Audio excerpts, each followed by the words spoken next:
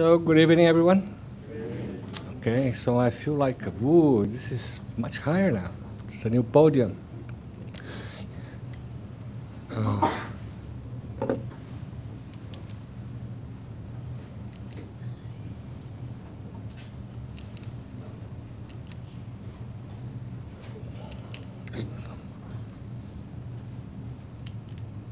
Just give us 1 minute. Oh.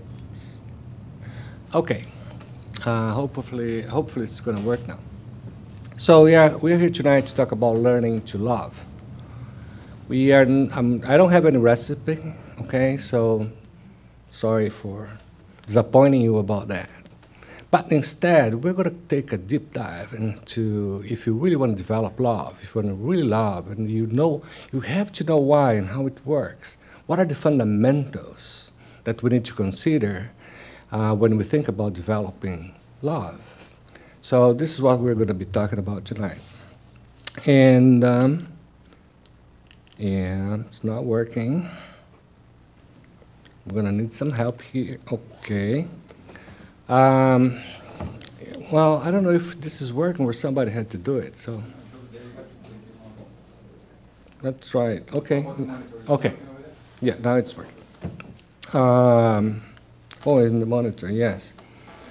So, to kind of establish the background here, most of what we're going to be talking about here tonight comes from that book that in English, straight translation would be Love as a Solution, right?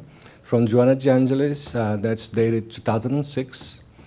Joanna, for those that don't know, is the mentor of Divaldo Franco, and Divaldo has channeled, I don't know how many books, dictated by Joanna. And Joanna has, unlike any other spirit, a lot of books that deals with psychology within, Spiritism.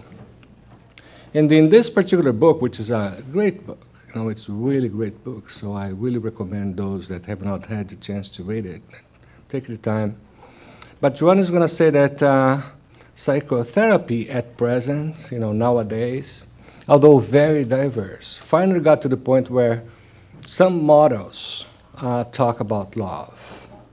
I remember at my time when I was at school, and then I asked the teacher, I said, well, is there any model that talks about love? And to my deception was no, I'm sorry, right?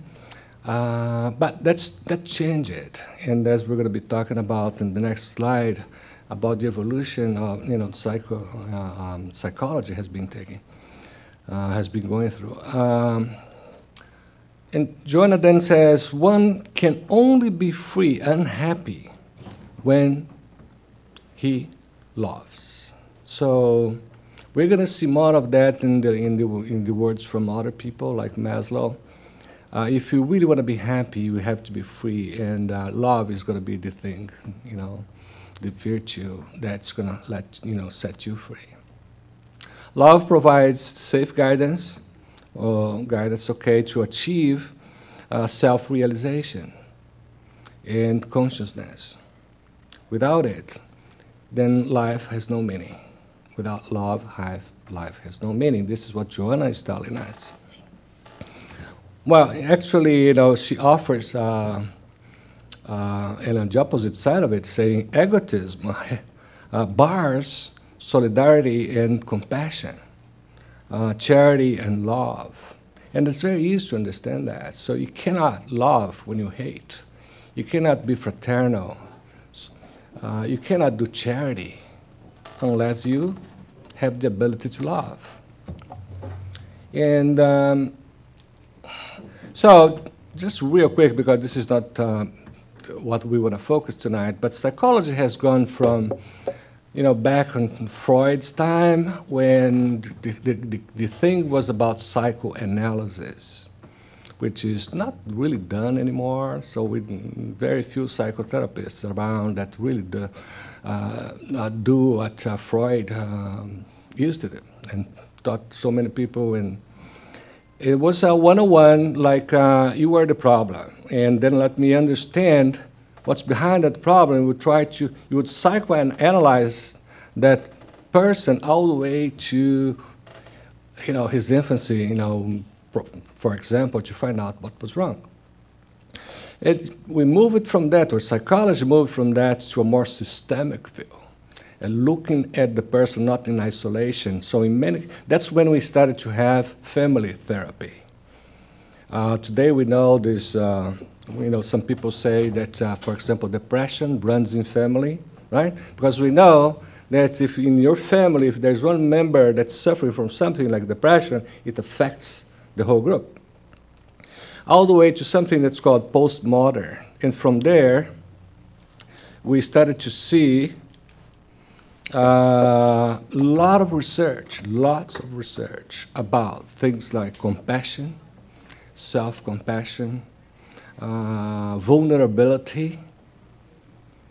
Vulnerability here is really something close to being humble enough for you to accept your problems, accept that you need to work on something, and also shame, also loving kindness. So those are things that have been developed recently, and I'm very happy to see that. So we went from you are a machine, so fix what's wrong with you, and then you're going to be functioning all right, to look at the person into the context, and all the way to say, you've got to learn to love.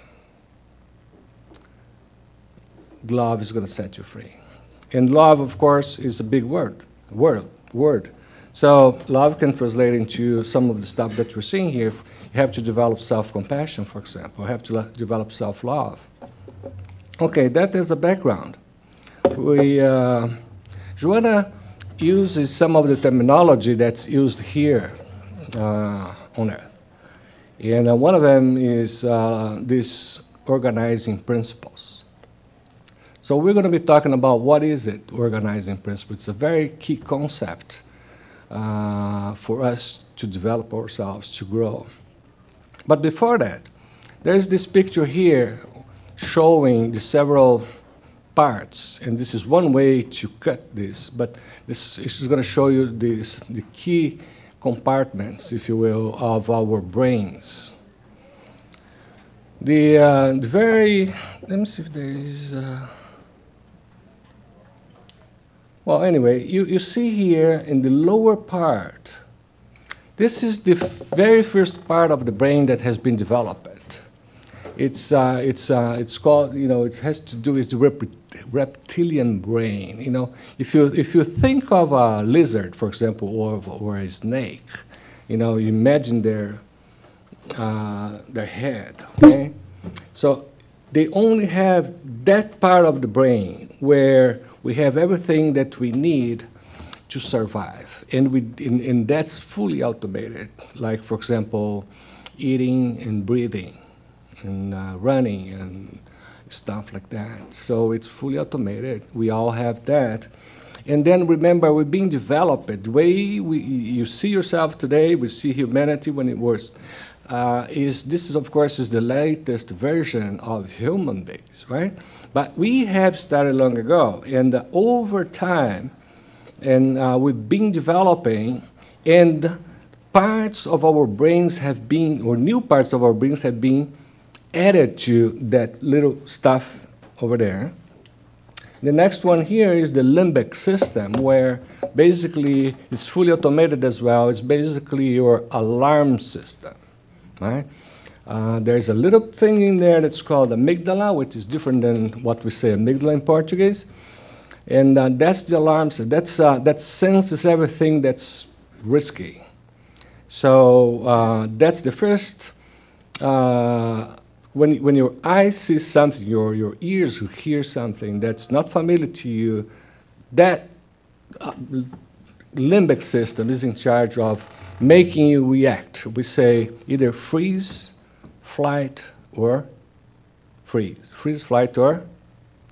Okay, there's another one. It's going to come. Okay, run, freeze, or...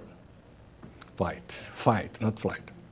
So that's That's like our alarm system. And then after that, we have this other area here, which is what we know today as the unconscious part of our mind.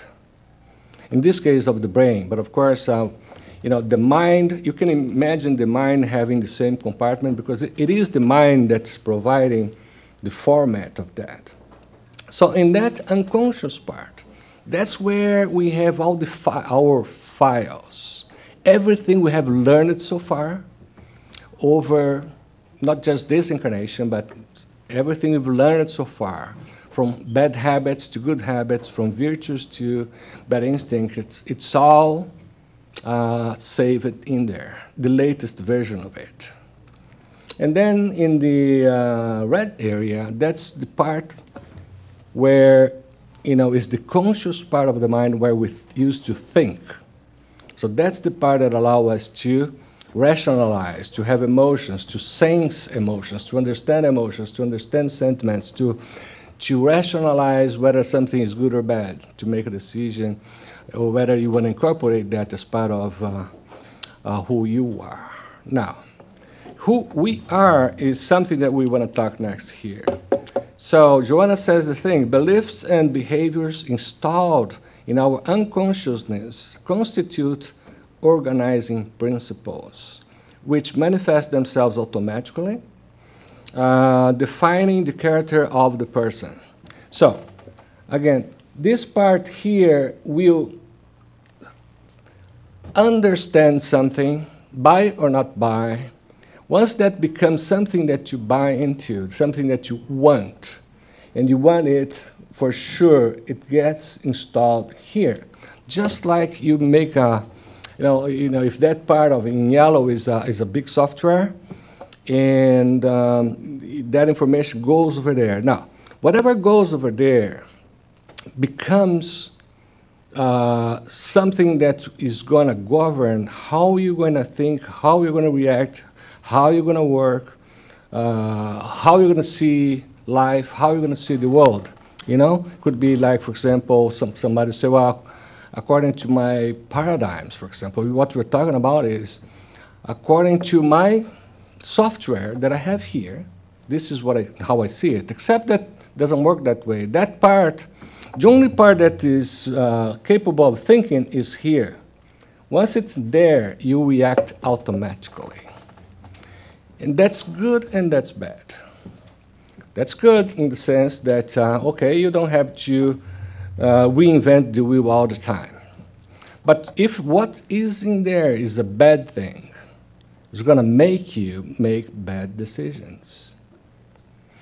Probably you won't see it because it reflects what you think. But if you are in the process of development, and sometimes you get betrayed by your subconscious or unconscious, and then you do or say things that then you're going to regret later because you now have a better view of the situation. You would react differently if you had had time to control what your unconsciousness told you to do. So it's not complicated. It's very simple. Let me go over that once again. So organizing principles, you can think of all that program that you have, all that the entirety of that software that tells you how to react, how to think, how to speak, how to act, and that's automated. It's bad in the sense that you need to make sure what's in there is good. For example, if you're still carrying bad instincts, it's there. Like, for example, I don't want to create problems for anyone here, so we're not going to come up with examples, but if you do something that's wrong, definitely wrong, that just reflects who you are. Now, you may not like it. And then that takes us to the next things. But before that, so in the back there, in our programs, we have everything that we have learned through education, habit formation, personality formation, but also what we have in there, things that may cause suffering, like childhood insatisfactions, not to talk about traumas. So you had a bad childhood, and you were completely insatisfied with what you've learned or what you did, what you went through. That's going to be installed there, and it's going to cause you to suffer until you change that. Unresolved fear, right? So most of us, those that hate certain bugs, for example, because they used to hate 50 years ago and still hate it, it's because it's still there unresolved. Unresolved anxiety. So many situations in our, when we were a child or when we were teenagers, and it's still there bugging us today because it's still unresolved. And that goes for trauma. Trauma is the biggest example here.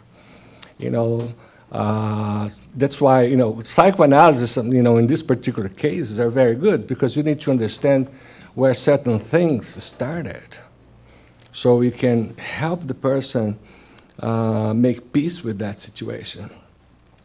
Of course, views of life, that if you think life is a bad place and that's what's installed in there, then you're not happy here. This is not the place for you.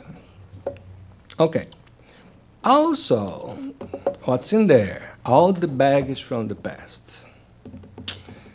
So you may remember what you went through when you were 10, 15, 20 years, etc., and you may want to work on that, and if we really want to work on that. But sometimes we don't know what else is in there that's been there for more than one journey.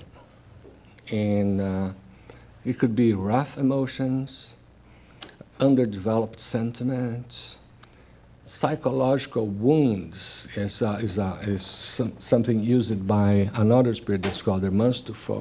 We all come over here with what they call psychological wounds. So we have these psychological problems that we bring from previous lives, also from times before coming over here when we were someplace else, somewhere over there. And we were suffering, we were on some bad place. We got in here already suffering from depression because we did not want to come. So there's a lot of cases like those. So everything is in there. It's in your mind. So we need renovation and we need growth. And that is possible to do. This is something that we really don't, most people don't know and don't ask. But yes, we actually, you are in constant renovation, but maybe you are not renovating fast enough to reach a state of happiness.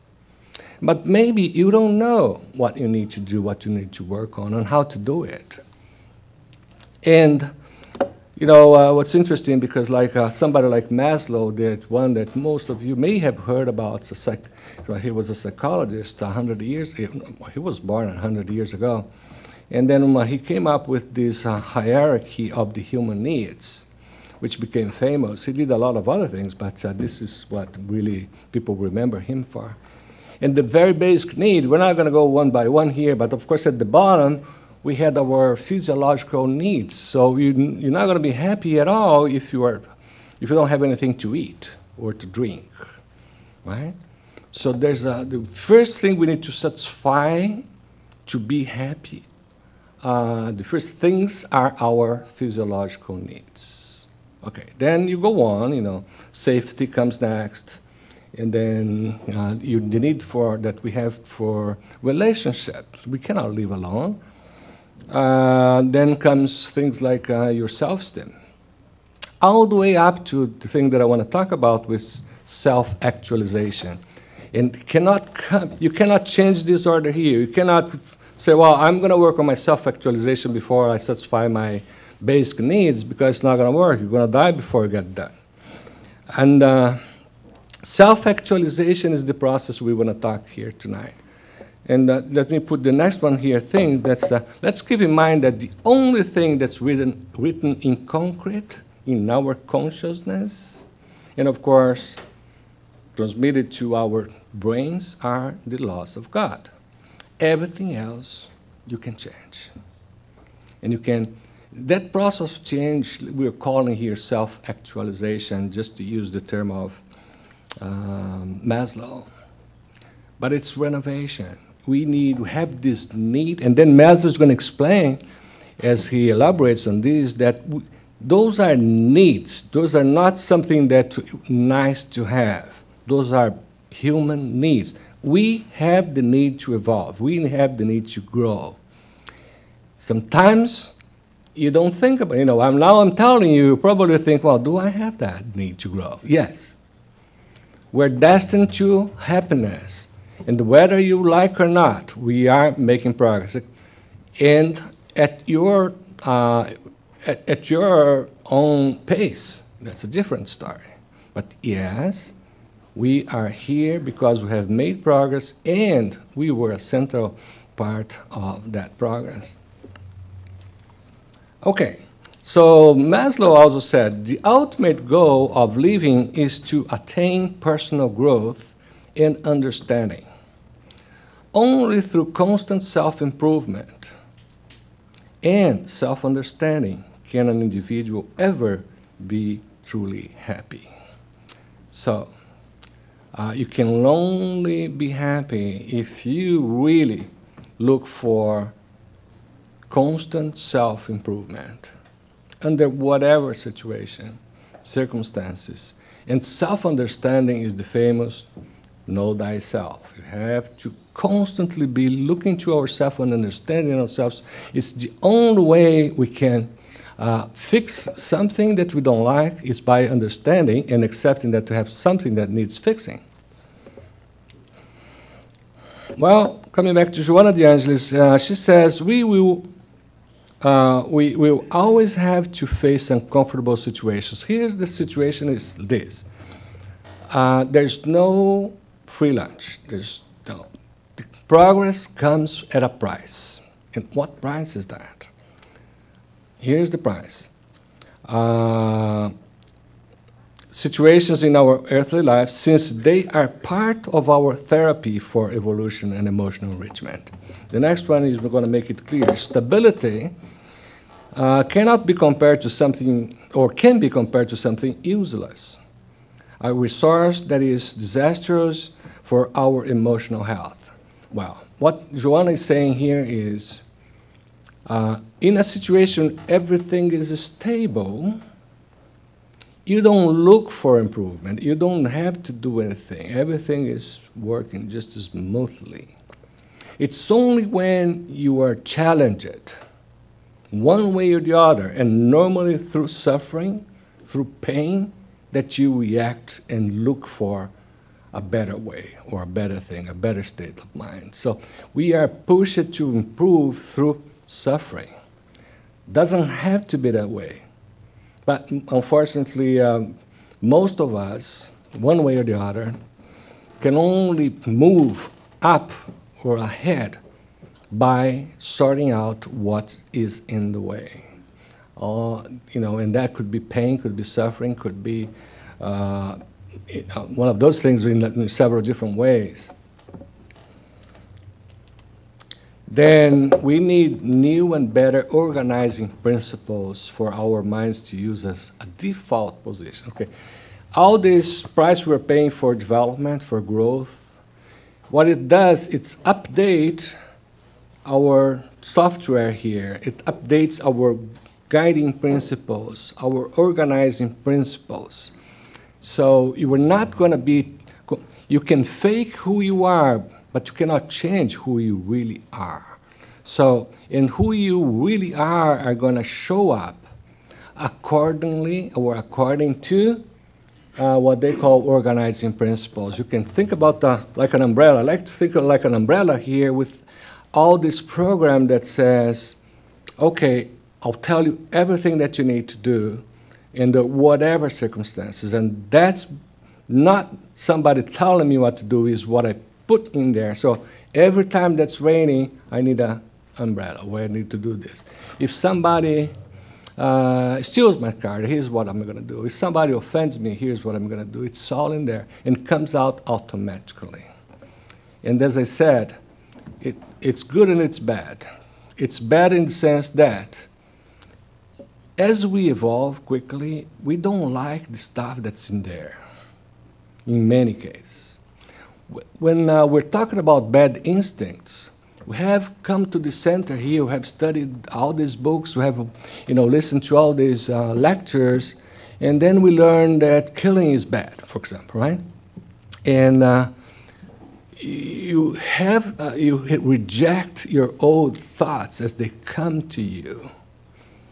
And that only means that you need to upgrade that to the latest version that's being cooked in the reason, this part of your mind that's reasoning everything that you were seeing and doing. So, if we really want to be prepared to be a better person, if you want to really be a better person, that includes learning to love. We have to keep in mind that we need to upgrade our organizing principles to the latest version available. Okay, just as I was ready to come here, I saw this thing in the Facebook that was posted today by the U.S. Spiritist Medical Association that says the greatest discovery of our generation is that human beings can alter their lives by altering their attitudes of mind. As you think, so shall you be. Well, I like what's written, and I also like that little way of showing this, because you see to the left of that person, right? To the right of that person, our left here, looking at it, the frequency is kind of broken, right? And then, he mastered all that, and the other side, you have the frequency now flowing naturally, normally, not broken anymore. So this is what we're talking about here when you do your self-actualization. There are so many instances where you regret what you said or what you did because that came out of your unconsciousness, and you were not fast enough to block it and then say, why did I say that? Why did I do that? That because what is in your consciousness is more updated than what's in the back, but not filed there in that, because the only way to file anything in the back part of your mind is through experience. You have to leave what you want to see filed in there. So by reading a book, like reading the Bible, does not alter anything in the way you are. It's only when you put that into practice that you're going to definitely alter your principles. Okay.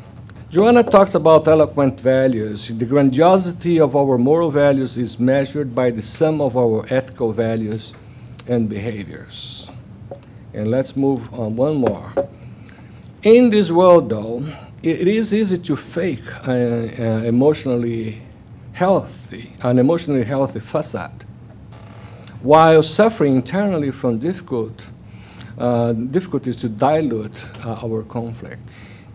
So, again, you can fake how people are going to perceive you, what your actions, your behavior, but you cannot fake who you really are. And part of the problem, like you see in that picture, is that we know how to disguise what we feel, how we look. We're able to show to other people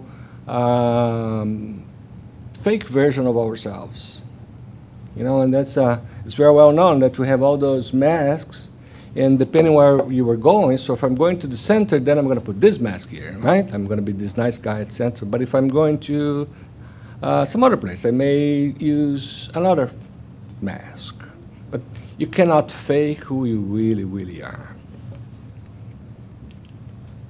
So, even when people behave nicely, they carry an inner unfriendly feeling for fear of any type of aggression, as they recognize themselves as incapable of loving and for not believing they can receive love. So whenever we have this thing in us, and why do we fake? Why do we create situations? Why do we sell ourselves differently than we really are? Because we're afraid of being judged. We prefer to sell a version of us that's more sellable, that's more acceptable. But inside, that costs us a lot of trouble, because the more we do it, the more we lose our identity. The more we do it, farther away you're going to be from a situation where you are spending the time to upgrade yourself to something better that you can be, and don't have to pretend anymore. Okay, health and peace. Those that cultivate peace surely live better than those that don't. I guess there's no discussion about that, right? So how you prefer to live your day today, you're going to be smiling, you're going to be crying, you're going to be painful and hiding, and all of that has an impact on our health. And then again, I guess between yesterday and today, there was this thing here on Facebook or Twitter, I don't remember, talk about the lover and love, open-heartedness and love. There's something funny in there. It talks about the relationship between how you think and how you feel to your health. And the next one is going to tell more about it. So health develops itself based on the emotional and mental patterns of each person. So you probably have heard about things like most of our illness start here in our mind, right? So this is all from Joanna the Angelis, okay? I'm not bringing anything that I invented here. But yes, we cause our body to suffer. I'm now talking about body, of course, we cause our soul to suffer as well, our consciousness to suffer as well. But in this particular case here, we are responsible for the health of our body. And how we do that? You see, in the next one says, mental bombardment of ill vibrations provoke psychological disequilibrium. And when we provoke psychological disequilibrium, lack of equilibrium, we automatically mess up with ourselves by causing our brains to send to our cells the hormones that are not good for health, like cortisol, which is the hormone of stress, as opposed to send to my cells dopamine or noradopamine that are or even better, oxytocin, which are related to bonding and love. So the way you spend your days as far as your mental state will ultimately determine the health of your body as well. Of course, Joanna here is going to explain that some physical problems, cancer, not all of them, right? But some illness are part of our karma, and it's going to be there. It's a decision we made, and we're going to have to go through that. But a lot of the others we cause ourselves by messing up with our hormones. And the way we do it is by not thinking right, not following our hearts, not attending the needs of our souls. Okay, love plays a major role that is therapeutically relevant by causing the production of stabilizing energies that will stimulate this physiological equilibrium. So, love, if there is one, if you say, well, what's the best for my body? Leaving alone the rest of it is love, because love is going to send to ourselves, the best of the best. Right? And of course, there's no time here to get into this, but science is already in there, already got there through epigenetics that talks about how we can cure ourselves from here. And that's scientifically proven. So what happens when one tormented person seeks love and finds his or her partner vibrating in the same tormented level? So you got home after work and you were not good mood, and then you find your wife also in not good mood. Does that help? That creates the right hormones and everything else. Does that create any possibility of growth? No way, right? No way. So the legitimate love boosts well-being, leading to resolution of conflicts in those fraternal, social, and work environment. It doesn't have to be just your home partner. Everywhere you go, you can create a psychosphere that's going to be favorable to resolution of conflicts, or it can create a situation right from the spot that you're not going to get anywhere. Just start with a criticism, and then you know that you're not going to get anywhere, because the other person is going to react possibly the same way. So love here, remember, love is not just that passion that we're talking about between, if you remember when you were 17, some of you aren't 17, I don't know. But I'm not talking about that love. I'm talking about love in this higher sense of love. So the intellect, when oriented against nature or its nature, floods our minds with insecurity, suspicion, torments, demands, and then afflicting, our minds unnecessarily. So, if we know that, just like in that other book, Hell and Heaven and Hell, there's a point in there that talks, it talks about the afterlife, what you go through afterlife, and there's one point that it says something like this: everybody understood the law of cause and effect, this world would be different, because it's basically, what goes around comes around. What you do to your partner or to your kids or to your whatever is going to come back to you, one way or the other. Now, when we do something that's against our nature, what we are supposed to do, and then guess what? We get into all those troubles like insecurity and torments and demands. Okay, now it does take courage to change and grow. A lot of courage, because otherwise, we would be there. But it's not everybody that's making the progress at the same pace. It's not everybody that's even making progress. And will, from willingness, it's an acquisition of the mind, while sentiment is something you conquer over emotions. So emotions are at the start of a sentiment. So the whole thing here is to transform emotions into sentiments. So the sentiment which overcome instinct will facilitate liberating realizations through love and sublimation of our inferior desires. Just for those that are not familiar with the language here, so yes, we have instincts, and then we develop the sensations, and then we have emotions.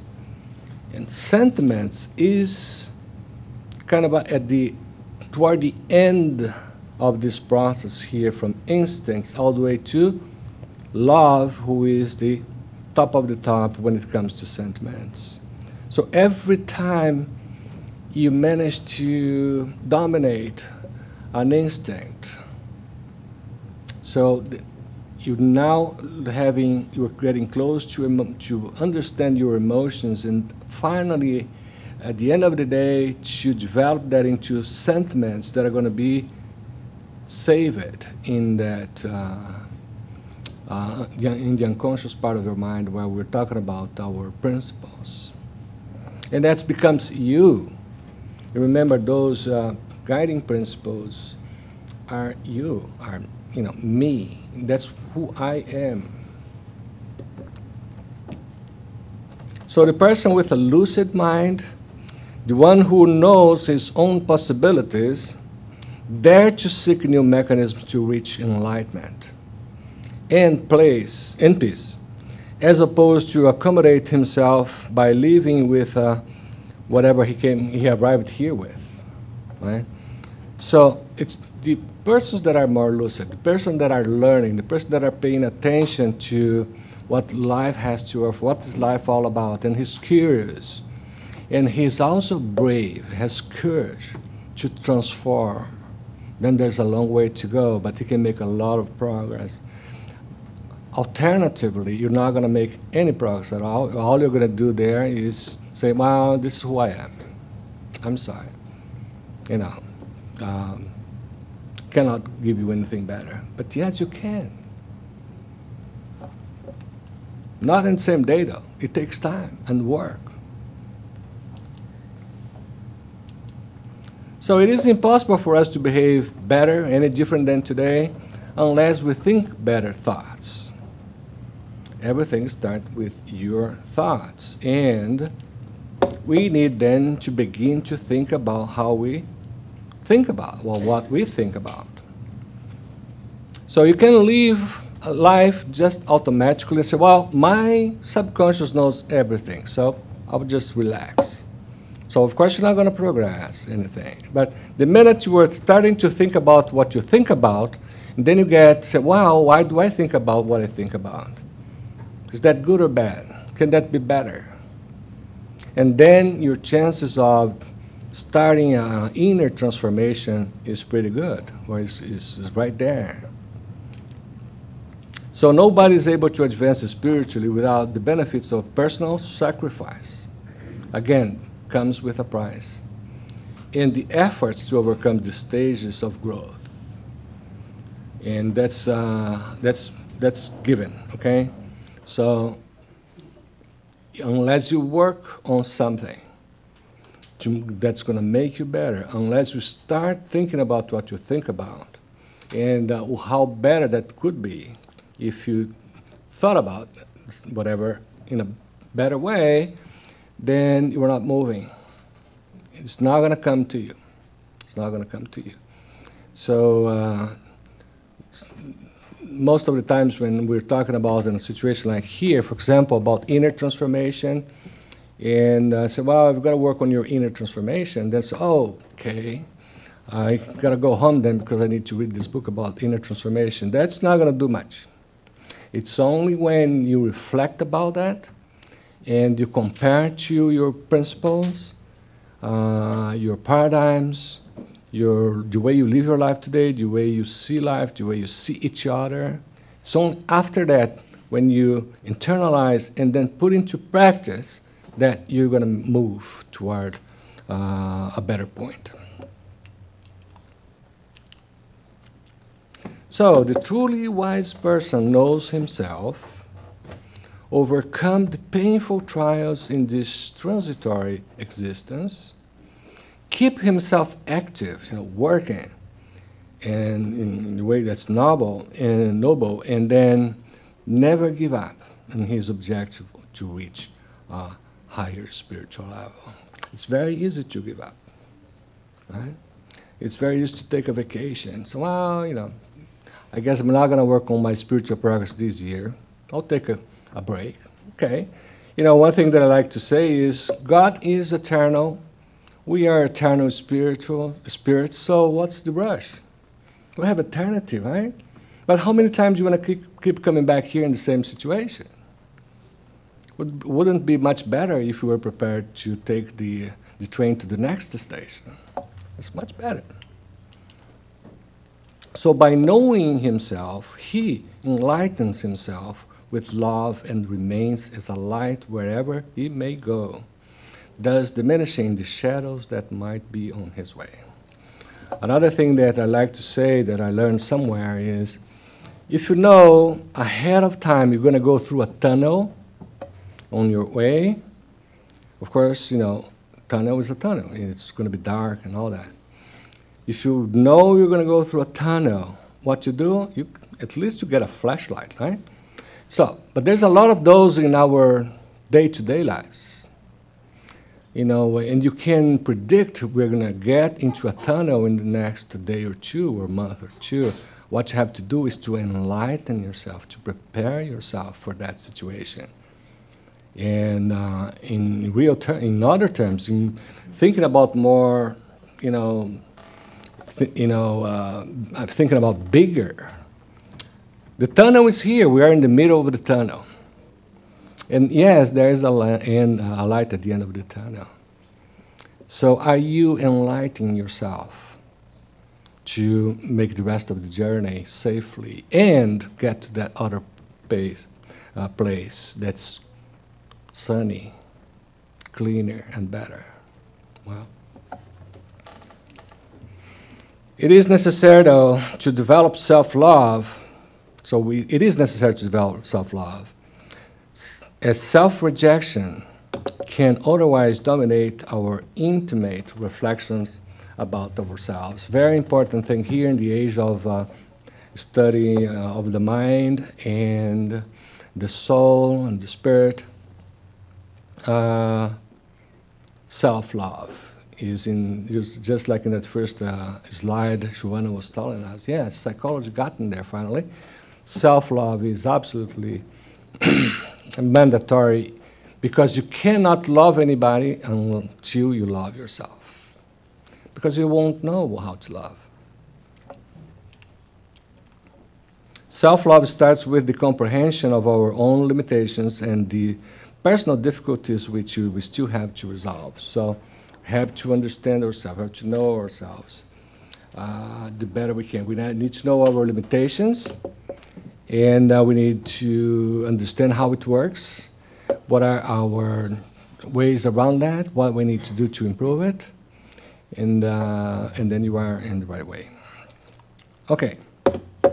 It is love that will work behind our personal renovation and motivate us toward better future. So this is almost the closing statement here before we close, but it is love that will work behind all of our efforts for us to get where we need to be, and the place we want to be at is full of love. So if you're looking for the right fuel for your engine, that's love. In summary, and then we'll close.